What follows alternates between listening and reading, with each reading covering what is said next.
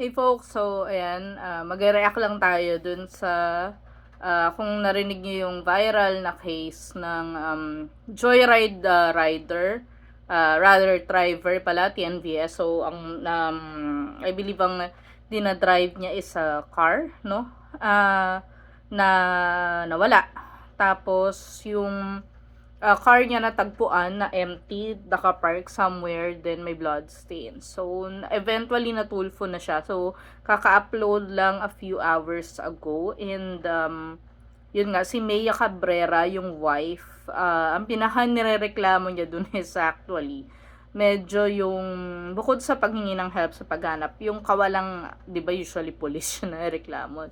This time, it's the, yung Joyride mismo na company. Kasi, pumunta siya sa office agad to ask for help. But she was made to wait. She came, according to her, dumating siya 7 a.m. Then, till 1 p.m. pinaantay siya. Then, wala man lang binolunteer na tulong. Now, ngayon,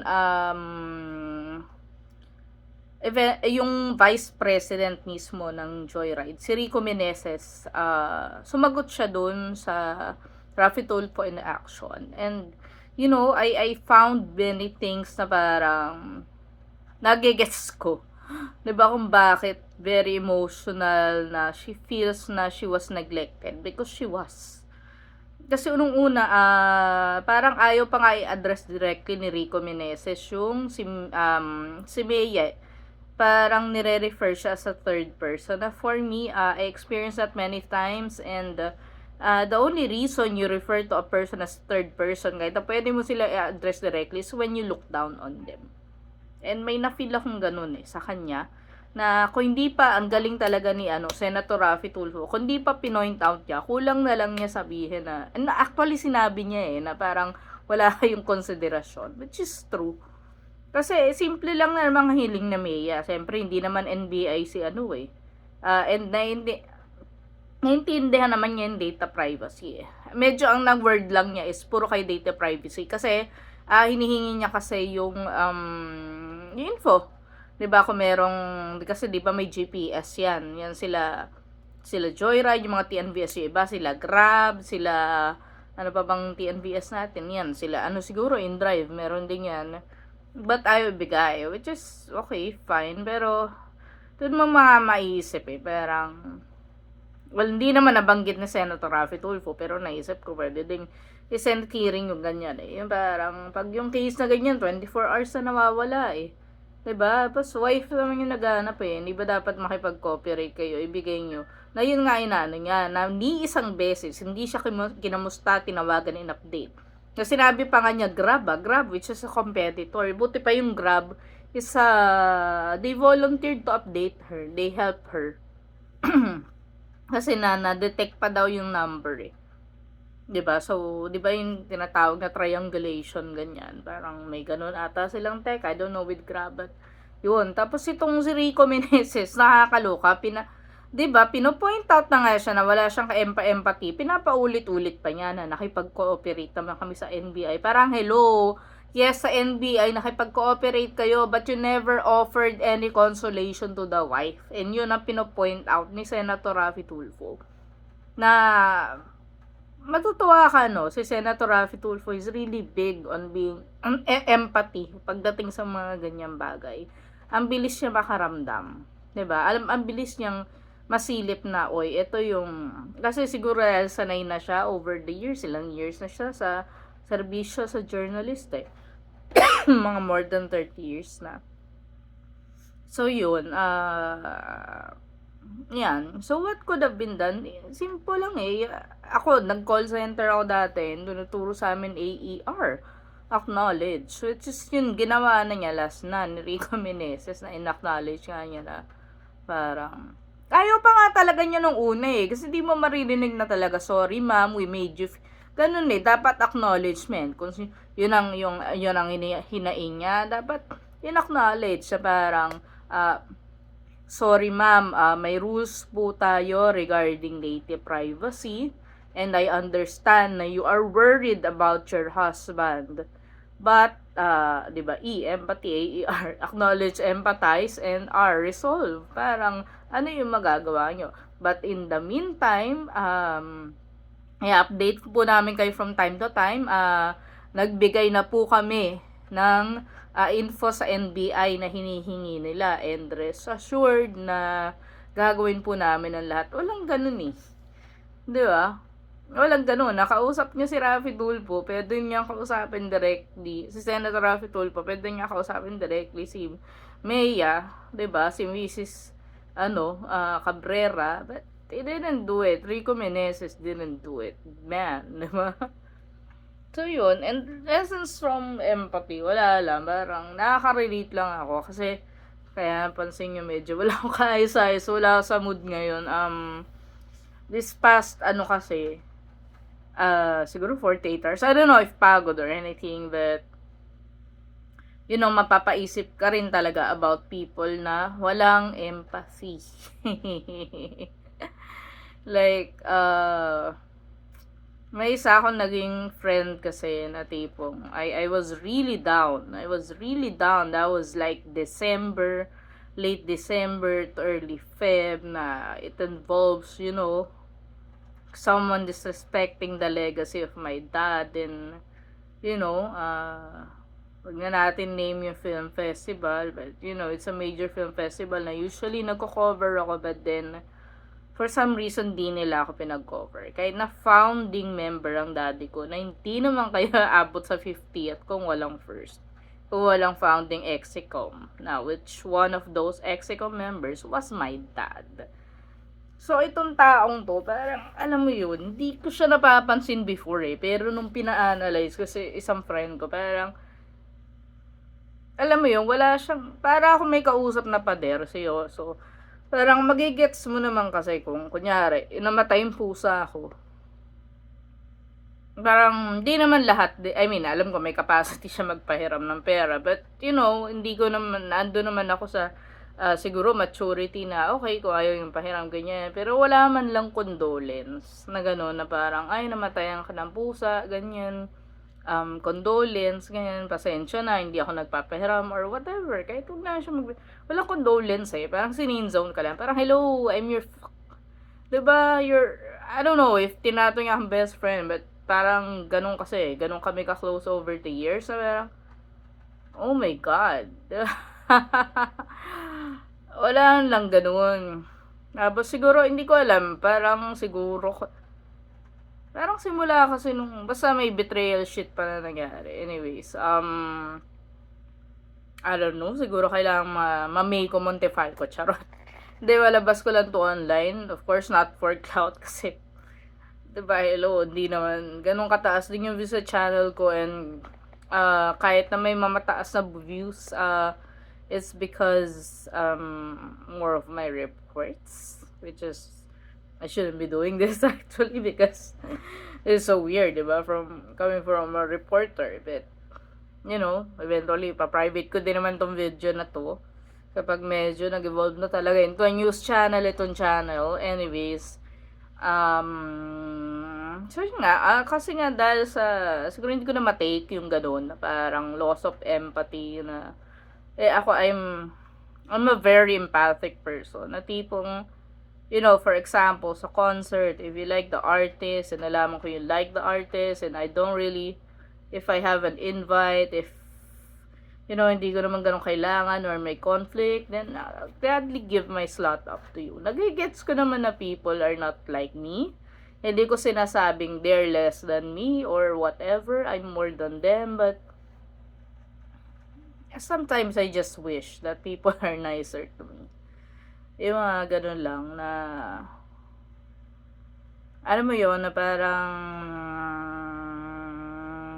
ito nga, itong friend ko to, parang pinampamukha pa niya, na bilyonaryo kapatid niya, parang, siguro kailangan ko lang malabas, hindi ko alam kung i-address ko sa kanya, or whatever, or, ayun, or parang, baka nasa subconscious, subconscious, ako, way of, parang may, subconsciously, dinedeny ko, na parang na-hurt ako, or whatever, or in-avoid ko magalit, yun, kasi, well, if I'm angry at someone, for some reason, minamala sila, and it's not a joke, it's happened so many times, Yeah. Yun nga, so, parang ginost ko siya in a way. Pero yeah, medyo galit ako nung bago ko siya ginost. Pero hindi ko naman siya binock or anything. Basta, nag-end lang, ganun. So, um, yeah, then, may times na, yeah, nababanggit ko sa ibang, kasi tinatanong nila. Tapos, ang nabanggit ko lang talaga, hindi, parang di na kami close kasi magkaiba kami ng points of view. Yun yung official statement ko. Parang iniisip ko, fault ko ba? Dapat sinabihan ko siya na mag-official.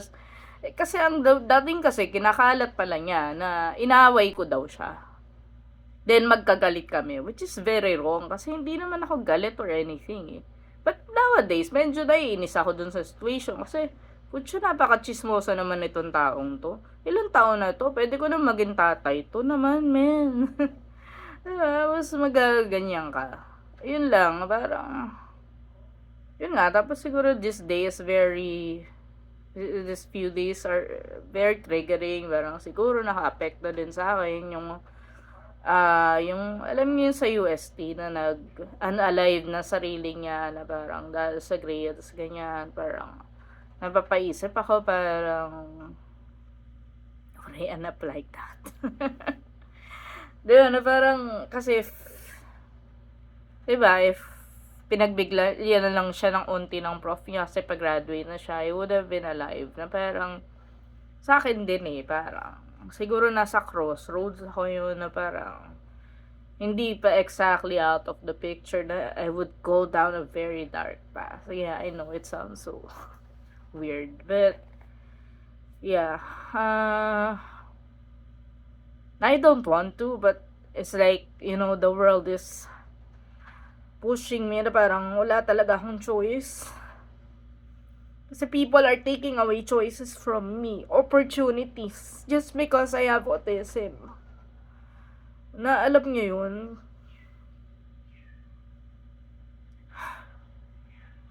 Sobrang nakakaano lang, na parang ginagawa ko yung best ko, nag-effort ako, ganyan. Parang, sige, fine. Like, siguro I'm blessed by God lang lately with this divine energy. Kaya, hindi ako masyadong napapagod. But,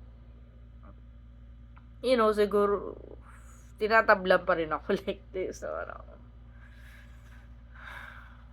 hindi ko alam, parang, diba, parang, siguro may mga certain events lang na gusto ko puntahan dahil for some personal reason na lang. Tapos, alam mo yun, yung mga ibang nando parang putang ina, hindi naman nila tinitake yung opportunity. Parang tinitake for granted lang nila. Parang ba't hindi ako yun nandun? Parang lahat na nga sinabi ko parang yung mga lintik na sobre nyo na pinagbibigay nyo. 'Di ba? Wag niyo na akong bigyan, 'di ba? Kasi I don't freaking need that shit. Pero shit, 'di ba? Hindi pa rin talaga ako.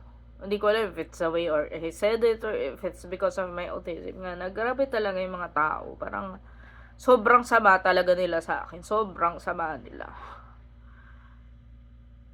Like wala naman akong ginagawa sa kanila eh. Parang why don't you just leave me alone? 'Di ba? Bakit may ganyan pa? Bakit kailangan niyo ako i-trick? Kailangan niyo ako i-manipulate? Kailangan niyo akong paasahin? Kailangan niyo magkunwaring friendly? Yun lang, parang pero sinishare ko lang to yung dahil pagpakawa or anything, pero siguro para I don't know, para siguro to remind yung mga kanon nito, parang to be nicer to people around them or to take not to take opportunities for granted, ganyan.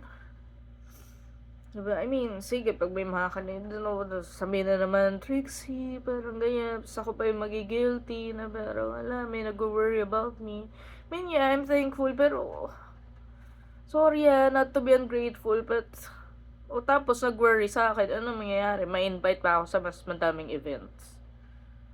Diba? Parang, yun yung kaya nakaka-relate ako dun sa feeling ni May Cabrera. Parang people just don't listen to me.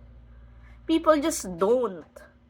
'Diba? And if they do, they chose to listen to what? To what they perceive as my attitude.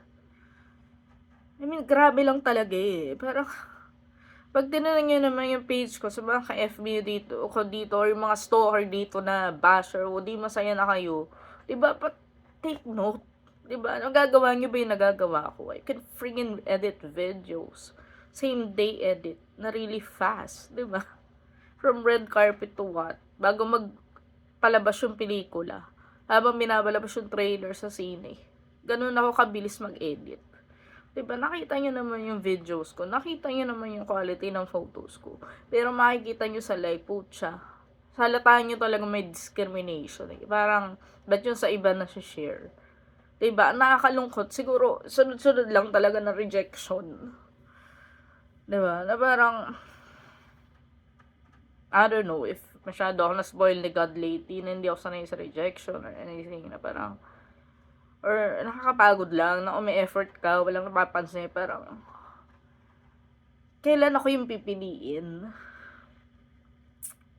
I mean, akala ko mariresolve siya pag, like, kumita ako na malaki. But, alam mo yun, nakakainis lang talaga, na parang,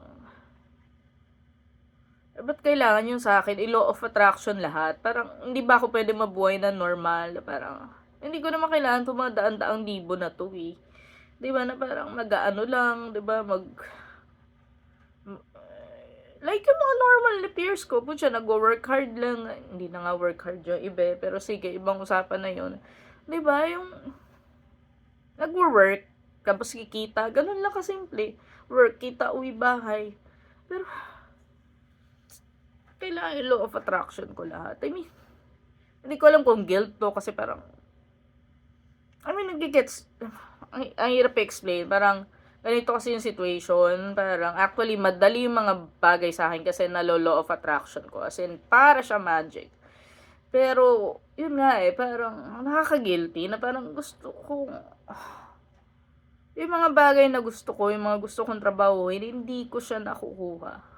I mean, yung kahit simple lang, na parang, siyempre hindi ko pwede sabihin dito. Kasi isang naka-trigger pa siguro. Kasi may isang, may isang nag-post na, in-unfriend ko din, nakakairita kasi. Anyways, may isang nag-post kasi na, ka-work ko. Tapos, since wala, ang pagkaka-post is, since wala daw siyang kainuman, okay, whatever. Actually, parang unrelated pala yung two sentences na yun. But anyways, since wala daw siyang kainuman, magbibigay siya ng advice. Sa ako naman, parang ito kasi yung, hindi ko alam, siguro parang inisip ko mag-take ng chance na kahit hindi naman kami ka-close. Tapos inassume ko na dahil straight guy ito. 'Di ba? No offense against gays. Yeah, for all you know, I'm as gay as you. Charot.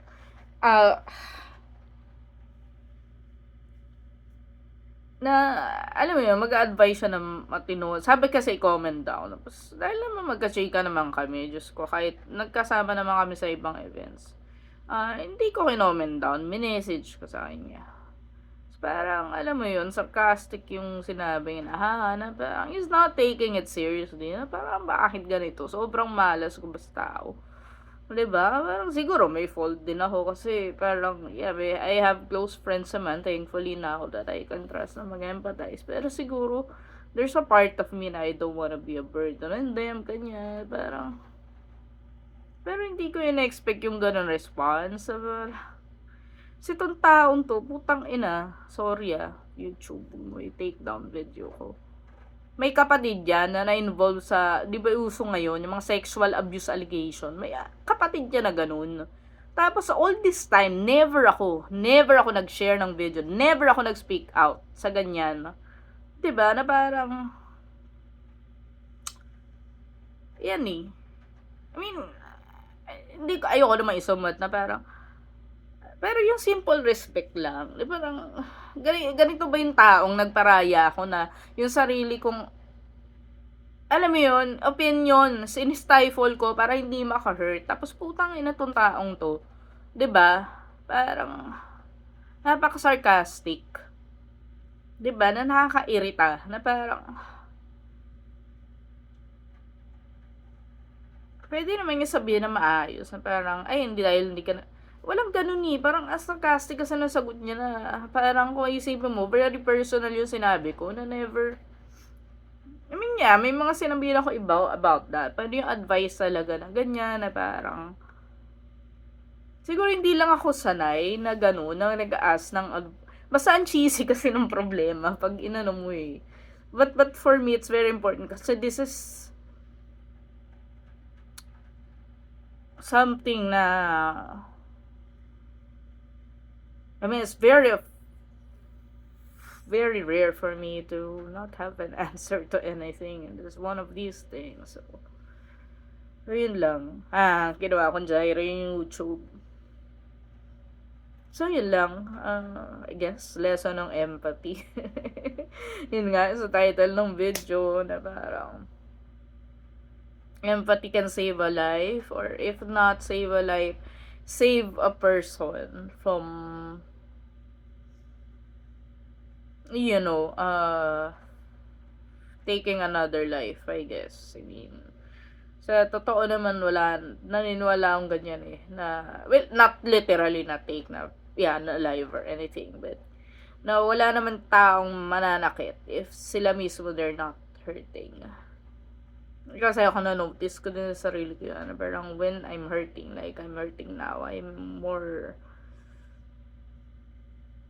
pataray, I guess. Pero yun, I mean, hindi naman lahat all this time, 'di ba? Kahit anong patugtog ko ng Baghari ni Jonathan Manalo o ano ni Mariah Carey, can't take that away. Hindi naman that soon masolusyonan yung nararamdaman ko eh. 'Di ba? So ngayon hindi tumatalab sa akin. So baka tumalab itong pagda-diary moment ko dito sa sa YouTube. So yun lang. Bye-bye.